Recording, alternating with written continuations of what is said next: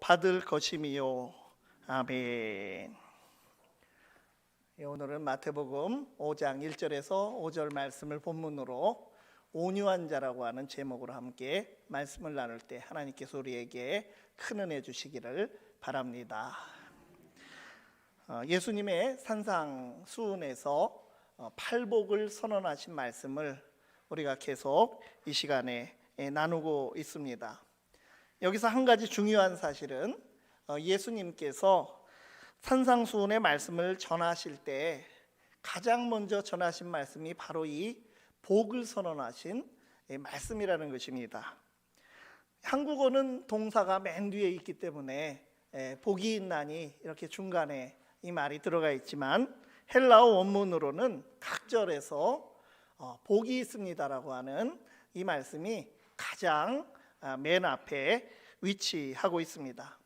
최근에 신세대용으로 새로 번역한 새한글 성경은 원문의 순서대로 이렇게 번역을 했습니다. 복이 있습니다. 영이 가난한 사람들은 하늘나라가 그들의 것이니까요.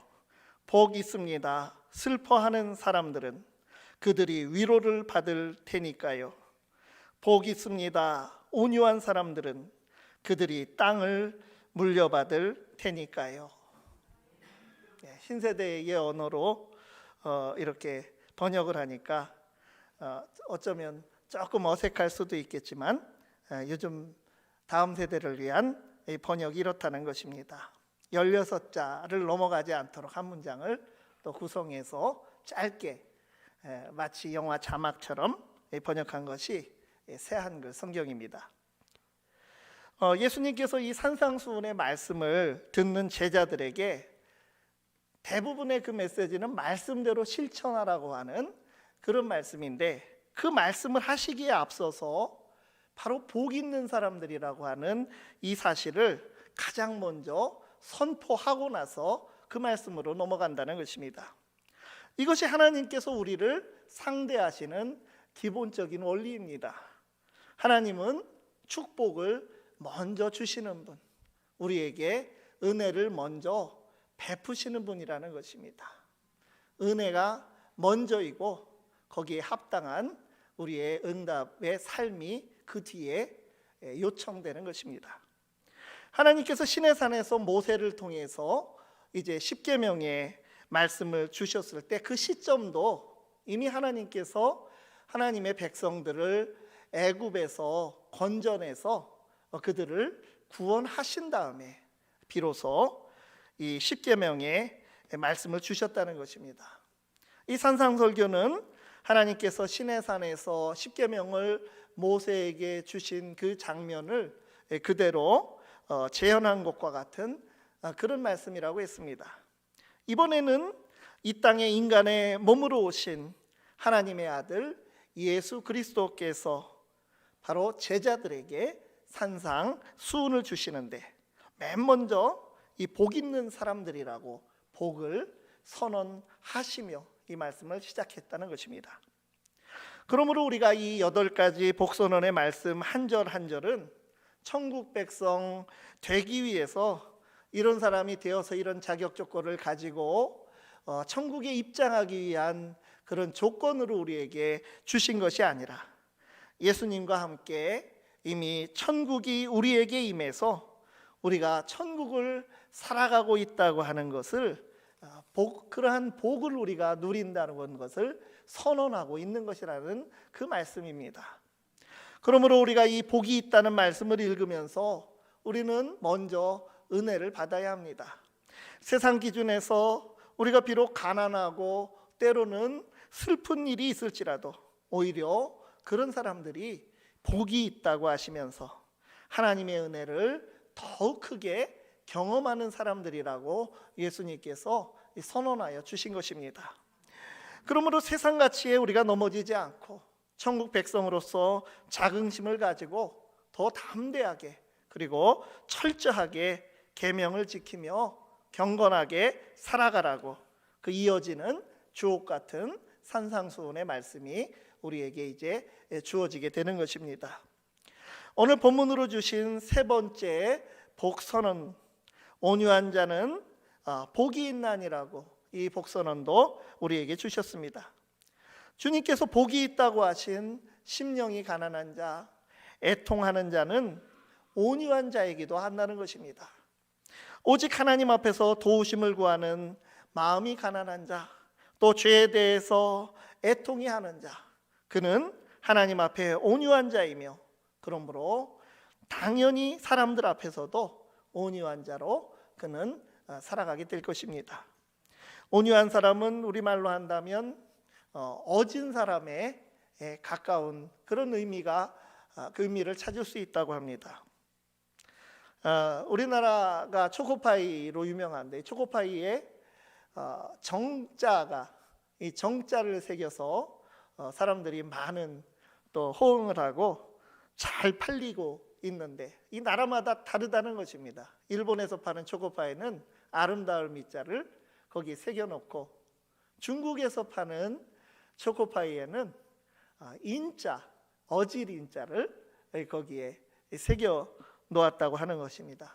과연 공자와 맹자의 사상이 유명한 그런 지역입니다. 문제는 어질고 온유하다고 하는 것, 사실은 세상 사는 감각이나 민첩함과는 거리가 먼 것 같습니다. 악착같이 살아야 지금 이 땅이라도 땅을 주신다고 했는데, 이 땅이라도 불리면서 살아갈 텐데, 온유한 사람이 땅을 기업으로 받을 수 있다고 하고 또 복이 있다고 하시니까, 이 온유한 사람이 그렇게 할 수 있을까?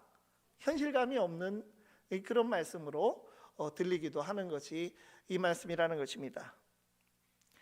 예수님께서 제자들에게 복이 있다고 외치신 온유한 자, 우리가 결단하며 받아들여야 할 그 온유한 자는 어떠한 사람을 말하는 것입니까? 첫 번째로, 온유한 자는 하나님의 법대로 사는 강한 사람입니다. 온유한 자는 세상 방식으로 사는 것을 거부하는 사람입니다.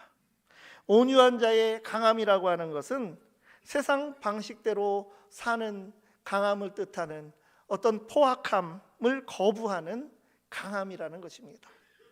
거짓을 거짓으로 상대하는 것이 아니라 진리로 이기려고 하는 태도에서 나오는 강함이 바로 온유함이라는 것입니다.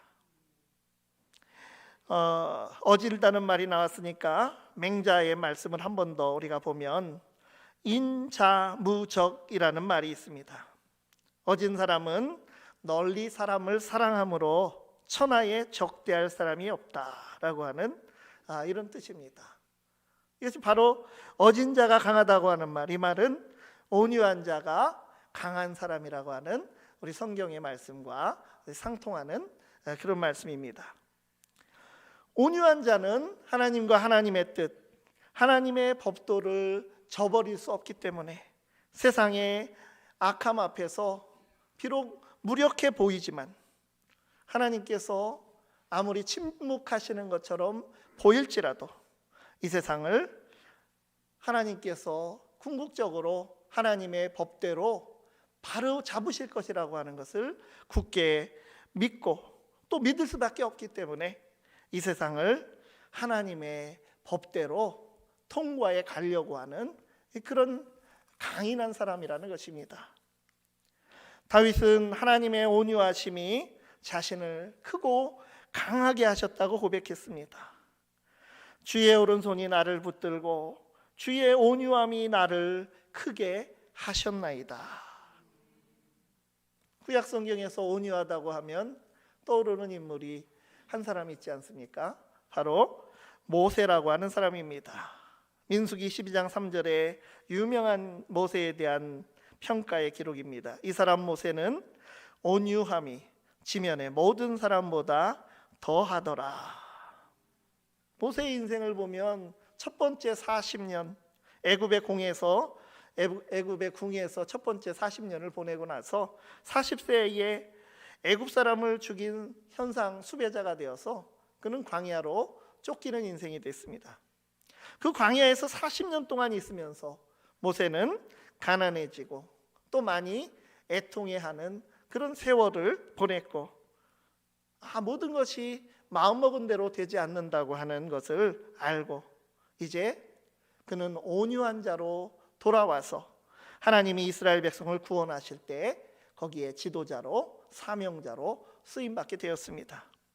80세의 모세, 그는 더는 자기의 혈기나 자기의 계획을 하나님보다 앞세우지 않게 되었고, 하나님께 순종하는 자요, 하나님의 뜻과 섭리 안에서 사는 그러한 사람이 되어 있었던 것입니다. 그 이전의 40년간 사실 몸은 비록 편할지라도 애굽 공주의 양자가 되어서 왕자처럼 살아갔던 그런 삶이 있었지만, 그것이 복이 있는 삶이 아니라 광야에서 40년을 살 때 그것은 안락함과는 거리가 먼 그런 불편한 삶이었지만, 거기서 하나님을 만난 삶이야말로 그를 진정 온유한 자로 만들었고 복 있는 자의 삶을 살아가게 하신 것입니다. 신약 성경에는 예수님께서 스스로를 말씀하시기를 바로 온유한 자라고, 온유한 자로서 따라야 할 우리의 목자가 되심을 말씀하여 주셨습니다. 예수님께서는 나는 마음이 온유하고 겸손하니 나의 멍에를 메고 내게 배우라고 하시면서 하나님의 의를 이루고 하나님의 뜻을 성취하시기 위해서 자신을 버리셨고 마침내 십자가를 지시게 된 것입니다. 참 무력해 보이는 그런 일을 하시게 된 것입니다. 그러므로 온유한 자라고 하면 우리의 선한 목자이신 예수 그리스도를 따라서 그 길이 십자가의 길이라도 그 의의 길, 생명의 길을 기꺼이 따라가는 그런 양으로 살아가게 되는 것입니다. 온유함은 악을 악으로 갚지 않으려고 하는 강함입니다. 무엇보다 악을 선으로 극복하는 태도에서 오는 강함이 바로 온유함이라고 하는 것입니다. 그러므로 예수님께서 복이 있다 하신 천국 백성의 증거, 그것은 온유함입니다. 온유함이 우리 안에 더욱 선명하여져서 세상 방식으로 사는 강자가 아니라 주님 앞에서 진정 강하고 복된 자로 살아갈 수 있기를 바랍니다. 두 번째로, 온유한 자는 하나님과 사람 앞에서 온유한 자라는 것입니다.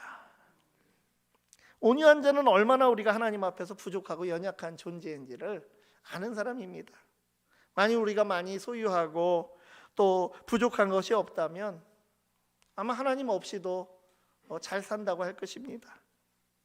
그러나 애통하는 자, 가난한 자, 또 핍박을 받는 자, 그는 분명히 하나님께 도움을 구하며 나오는 믿음의 사람일 수밖에 없습니다. 애통함과 가난함의 자리를 통과하는 자, 그는 바로 다른 말로는 온유한 자라고 우리에게 말씀하여 주셨습니다. 하나님 없이 살 수 없는 존재임을 인식하고 아는 자가, 그는 복된 사람이라는 것입니다. 성경에서 온유가 나오는 말씀들을 우리가 줄줄이 읽어보면 온유한 자가 과연 어떤 사람인지 알 수 있는 힌트를 우리가 얻을 수 있습니다. 온유라는 말은 성경을 보면 신기하게도 단독으로 나오질 않습니다. 대개는 다양한 말과 함께 짝을 지어서 나타나고 있습니다. 무엇보다도 이미 예수님께서 말씀하신 대로 온유는 곧 겸손입니다. 마음이 온유하고 겸손하다고 예수님께서 말씀을 하여 주셨습니다. 에베소서의 말씀, 골로새서의 말씀을 보면 구원받은 자의 특징이 쭉 열거가 되는데, 예수님을 닮아서 겸손하고 온유한 자가 바로 구원받은 자라는 것입니다. 특히 온유는 사랑에 두드러진 특징을, 대표적인 특징을 말합니다. 사랑하면 고린도전서 우리가 보게 되는데, 이 고린도전서 4장을 보면 너희가 무엇을 원하느냐 내가 매를 가지고 너에게 나아가랴. 사랑과 온유한 마음으로 나아가랴. 또 13장 4절 유명한 말씀입니다. 사랑은 오래 참고 사랑은 온유하며 시기하지 아니하며. 그러므로 온유한 사람은 바로 사랑의 사람입니다. 또한 앞에서 우리가 본 구절들에서 이미 보이듯이 온유는 오래 참음과 함께 하는 것입니다. 사랑은 오래 참고 사랑은 온유하며. 그러니 온유는 오래 참는 것입니다. 온유한 자는 사랑으로 오래 참는 사람이라는 것입니다. 또한 온유한 자는 절제하는 자입니다. 성령의 열매가 어떻습니까? 오직 성령의 열매는 사랑과 희락과 화평과 오래 참음과 자비와 양선과 충성과 온유와 절제니 이 같은 것을 금지할 법이 없느니라고 했습니다. 성령의 열매는 사랑으로 시작해서 온유와 절제로 마치고 있습니다. 온유는 힘이 없는 그런 연약함이 아닙니다.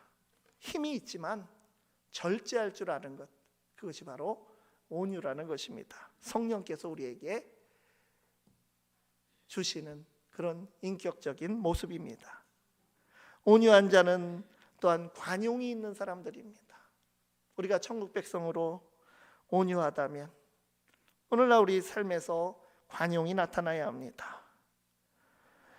바울 사도는 고린도 교회 교인들을 향해서 온유와 관용으로 너희들을 대하고 또 사람을 상대한다라고 말씀하였고, 동역자 디도에게 보낸 편지에서는 관용과 온유함을 모든 사람에게 나타낼 것을 격려하였습니다. 온유한 사람은 관용이 있습니다. 힘이 없어서도 아니고 마음이 넓고 넉넉하기 때문에 그는 부드럽고 온유한 그런 모습으로 사람에게 나아가게 되는 것입니다. 그래서 여기 어떻습니까? 하나님 앞에서 참 온유한 사람에 대한 그런 이야기를 했었는데, 이 말씀들을 보면 온통 다 사람에 대해서 온유하라고 하는 말씀들입니다. 하나님 앞에서 나를 비우고 나의 죄를 애통하며 인정하는 하나님 앞에서 온유한 자가 결국 사람 앞에서 온유해져야 할 텐데, 근데 현실에서는 이것이 쉽지가 않다는 것입니다. 다른 사람 앞에서 내가 나의 잘못이나 연약함을 인정한다고 하는 것, 그거 쉽지가 않습니다. 정말로 내가 옳고 의로운데도 그냥 온유하게 가만히 있기가 쉽지 않습니다. 그것이 받아들여지지 않을 때 오히려 온유함이 깨지고 평정심을 잃기가 쉬운 것이 우리의 모습이고 자아상이라는 것입니다. 그럼에도 성경의 메시지는 한결같습니다. 마지막 한 구절 우리가 더 보는데, 하나님 앞에서뿐 아니라 사람 앞에서 온유할 것을 분명하게 권면하는 말씀입니다. 베드로전서 3장 15절 말씀에 온유와 함께 두려움을 함께 붙들라고 권면합니다. 너희 마음에 그리스도를 주로 삼아 거룩하게 하고 너희 속에 있는 소망에 관한 이유를 묻는 자에게는 대답할 것을 항상 준비하되 온유와 두려움으로 하고. 천국 백성 된 그리스도인으로 살아가는 우리가 세상과의 소통 방식에서 온유함과 두려움으로 하라는 것입니다. 세상에는 온유함으로 나아가고 하나님 앞에서는 두려운 마음으로 나아가라고 하는 말입니다. 세상에서 완악하고 혹은 무지한 심령들을 만나더라도 죄인들에 대해서 오래 참으시는 그 하나님을, 예수님을 기억하면서 온유함으로 세상과 소통해야 하고, 또한 그렇게 세상에 대해서 온유할 수 있는 것은 교회가 또 그리스도인들이 정작 두려워할 것은 세상이 아니라 하나님을 두려워하는 자들이기 때문에 세상에 그렇게 온유하게 나갈 수 있다는 것입니다. 만일 반대로 교회가 세상 사람들을 온유하게 대하지 못하고 그들을 존귀하게 여기고 존중하는 태도를 보이지 못한다고 한다면 그것은 하나님에 대한 두려움도 부족한 것이다 라고 하는 그런 방증이 되는 셈입니다. 하나님을 두려워하면 하나님께서 지으시고 또 구원하기를 원하시는 사람이 무지하고 세속적이고 악한 자라 하더라도 그를 우선 존중하고 존귀하게 여기고 그를 온유하게 대하여야 마땅하다고 하는 것입니다. 우리 모두가 하나님 앞에서 그리고 사람 앞에서 진정 온유한 자들로 살아가는 복된 자들이 되기를 바랍니다. 세 번째로 온유한 자는 하나님이 주신 기업으로 살아갑니다. 온유한 자가 복이 있는 것은 땅을 기업으로 받기 때문이라고 말씀하셨습니다. 여기서 이 기업은 우리가 흔히 경제용어로 말하는 이윤을 추구하는 그런 기업, 그런 말이 아니면 한자가 다릅니다. 꾀할 기자가 아니고 터기자, 기본 기자의 기본이 되는 업이다 해서 기업입니다. 그래서 고대 시대, 예수님 시대에는 또 아브라함 시대 때부터 그 약속했던 그런 땅입니다. 땅, 가나안 땅을 하나님의 백성들에게 약속하셨고 그것이 그들에게는 기업이었다는 것입니다. 그렇다면 지금 이 시대 우리에게 진정한 기업은 무엇이고 오늘 이 시대 우리에게 진정한 땅이라고 하는 것은 우리 영적으로 판단할 때 무엇이겠습니까?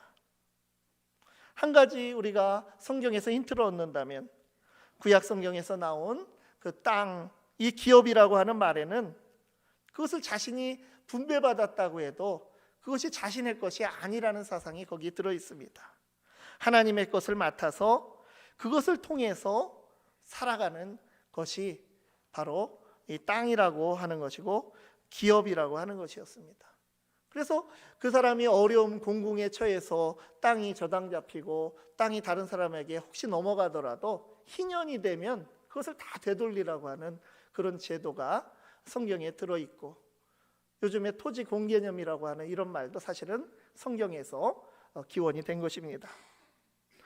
마찬가지로 결국 우리가 무엇을 소유한다면 그것은 바로 우리 각자의 것이 아니라 하나님의 소유이고 우리는 바로 그 소유에 대한 단지 청지기일 뿐이라는 것입니다.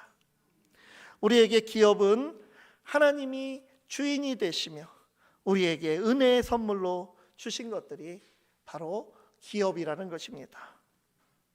이 땅에서 가나안 땅을 이스라엘에서 가나안 땅을 모든 지파가 다 기업으로 분배받았지만 그 중에 레위 지파는 그들은 온전히 하나님을 섬기는 자들이기 때문에 땅을 그들에게 기업으로 주지 않고 하나님이 그들에게 기업이 되고 다른 지파들이 하나님께 드린 예물을 그들이 분배받아서 그 예물들을 통해서 그들이 생계를 생존하도록 그렇게 하신 것입니다.